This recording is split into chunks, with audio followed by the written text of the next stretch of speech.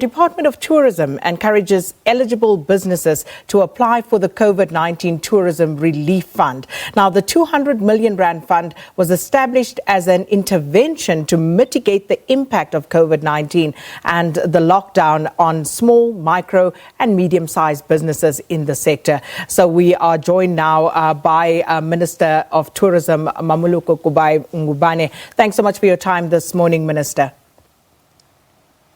Thank you very much, Sakina, and greetings to the viewers at home.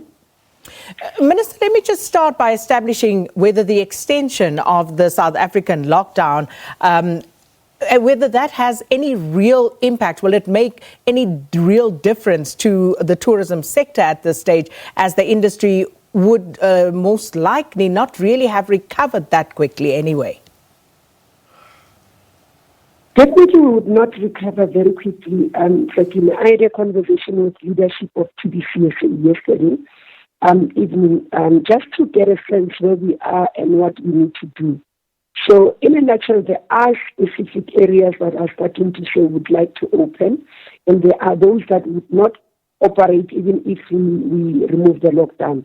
But the view now is that we should try and start kickstarting our domestic tourism, getting activities and people moving, because there are people who, for example, they have booked a hotel or a visit and they still have, or they are asking for their money back, and the hotels are saying we can't afford, or the attractions are saying we can't afford to give back, we are giving credit, but we need to be certain when can we advise the people to visit the areas and all that. So there is quite, while accepting that when it was at the time we spoke, we didn't know whether there would be an extension. We were still talking about the current situation. So there was an acknowledgement that globally there is a trend that the lockdown is extended, and therefore they will continue to support as a sector. But there are issues that they would want us to start looking at. And also even some of the offering of services that they've got that have come to a standstill. Now, Minister, let's talk about this 200 million rand relief fund. And what we need to understand is exactly who qualifies and how do companies go about applying for relief?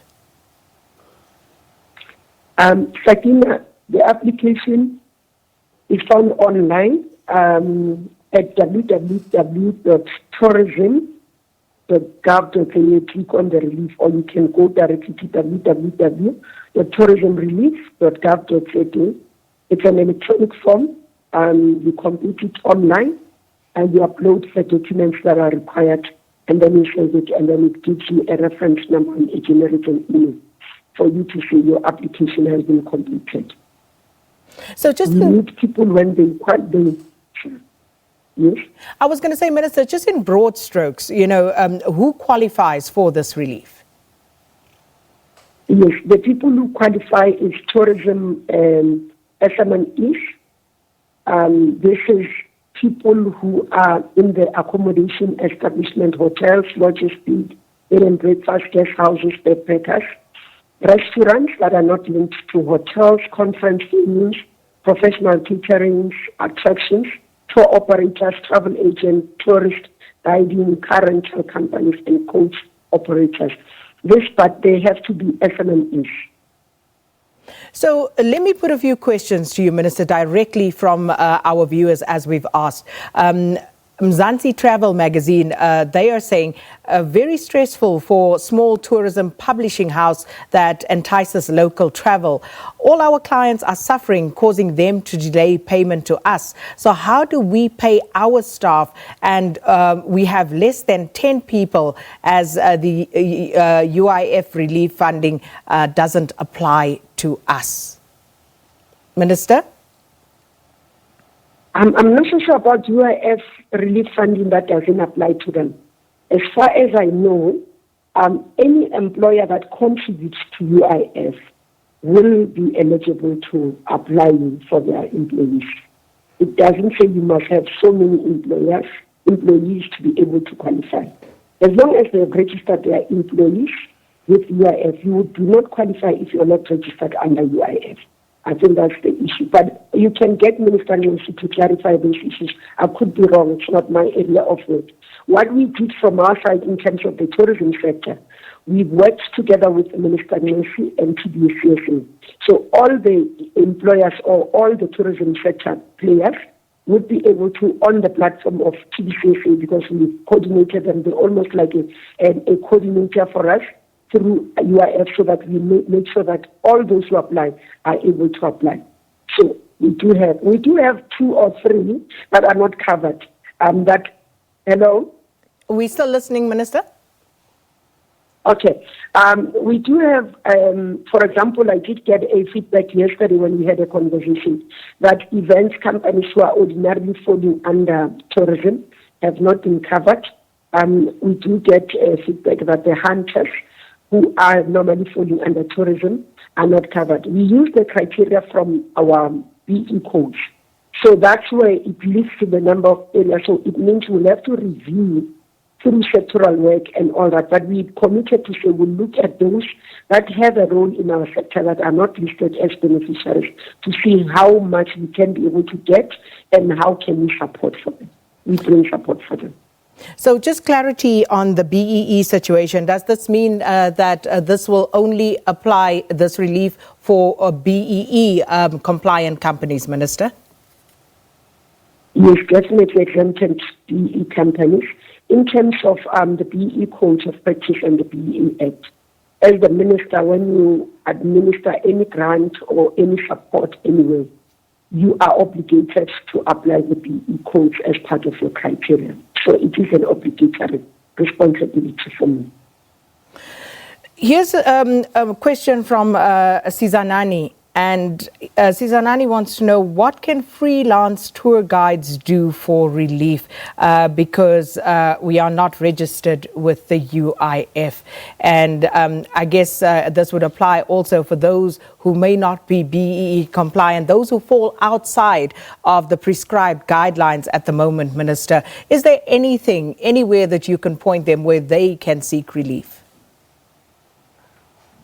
The other companies, in terms of those who are not, and I think one of the things I want to encourage, because the companies that we're looking for example, should have been able to apply for being exempted in terms of the codes, because they fall under that. I think what we need to take lessons out of this again is that when there are policies of government, let's take efforts to understand them, let's take efforts to comply. It's important.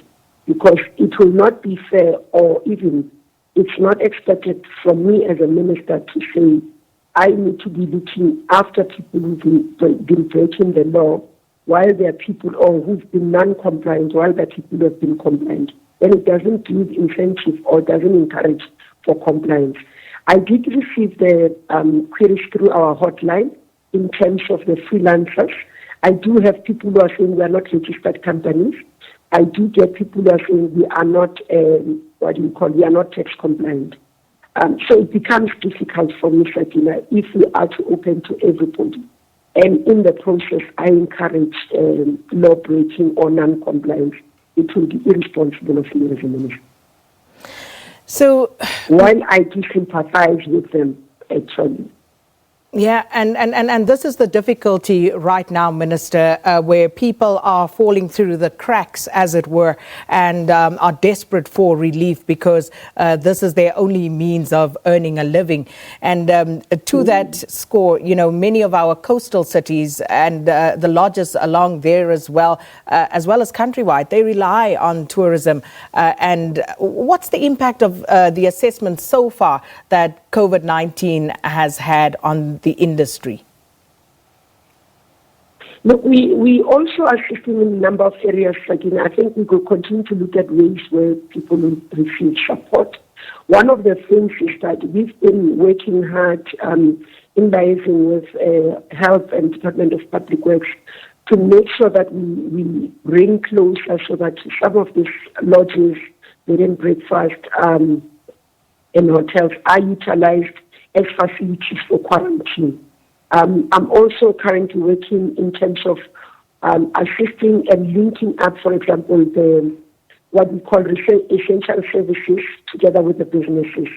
So we managed to open this week some of the guest houses and lodges in the Western Cape and Northern Cape in support for the fishermen, because they will be fishing, and as part of security ensuring the security of supply in terms of food, those are being provided. So as well as for critical skills such as engineers, in terms of your ESCOM in Mpumalanga, we have opened some of the hotels there to try and assist them. So we continue to look, as we sit amongst government, we look for opportunities for sector, and we do open. So we'll continue to do that. One of the things I always encourage as well is that let them engage local municipalities as well in their areas to be able to see how best they can be able to get some leverage in the life of during this COVID-19. Another thing that when we spoke with the Association of Accommodation, they asked me to speak to Minister of Culture, which we are already doing, around the issues of rates and taxes. If that can be relieved as a burden from them, we'll continue to do that. And that's why, if you remember, Sakina, we were the first to call for banks to give relief in terms of the loans that establishments have. So we're not only looking at this, the SME Relief Fund is one, but amongst many support mechanisms that we are doing. We have already started through our CEO at SAT, Mr. Susan Jonah, who is leading our recovery plan, conversing with the sector. So we believe out of that, and I've called for the sector to say, please bring forward some of the suggestions and ideas of what we can be able to do and find leverage in supporting the sector during this time. And before I ask you to just expand on that, Minister, in terms of what your department will be doing along with others to attract tourism back to the country post-COVID-19, just a question here from Eric Mondo, who says, I would like to know from the tourism minister, I work for a tourism company based in Rivonia. I was retrenched on the 26th of March. They didn't give us time. They called a meeting today saying tomorrow by 12 you need to decide. And I was retrenched with no option, as government was saying that the companies must pay their dues, and they must approach government and seek assistance. But my company told us they are a foreign company and not eligible for the fund. So have you seen many of those type of instances reported, Minister? I don't know what that company means. I would really love the person to send, Eric, to send me the details, because it's not true that companies who are foreign companies are not eligible. As I'm saying, Fatima, unless we're dealing with companies that have been non-compliant with the law, then we have a different case. But I would like to look at it and understand what the company's concerns are, because support that we provide is for everybody. As long as the company is registered in South Africa and is operational here, has been compliant with the laws, then that company, doesn't matter who owns it, whether a person is white or black, whether the person is South African, non-South African, as long as they are compliant and they are operating within the prescript of the law, then that company qualifies. But secondly, in terms of retrenchment, there is a process in terms of labor laws.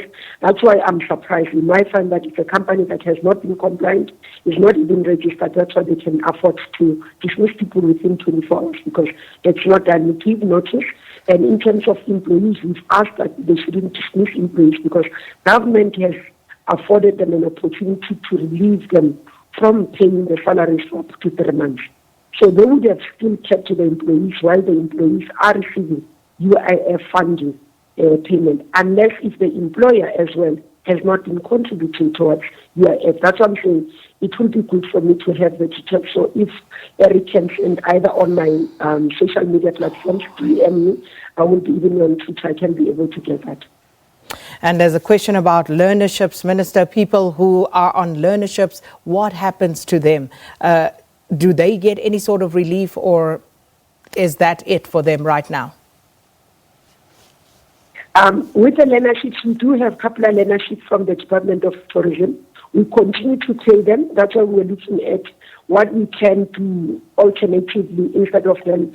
Either we bring them, it was even before lockdown, we wanting to redefine their work so that they can continue to work because they still do experiential training and learning. So those are not affected. The learnership that are under the department, all our programs in terms of support will continue to fund them. So they shouldn't have a problem. If they have difficulties, as well, they must reach us if they are, because we place them in employers. If employers do not want to pay, because we pay, so it will be an employer that is cheating on the kids. We would like to know that, and we'll deal with it.